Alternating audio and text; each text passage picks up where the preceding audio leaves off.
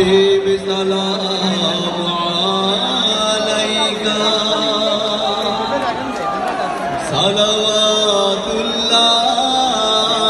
আলাইকা ইয়া নবী সালাম আলাইকা ইয়া রাসূল সালাম আলাইকা ইয়া হাবিব সালাম আলাইকা সালাওয়াতুল্লাহ আলাইকা তুমি সরদার হবে আদালতে আখিরাতে পাপীরা মুক্তি পাবে শুধু তোমার শাফায়াতে তুমি সরদার হবে আদালতে আখিরাতে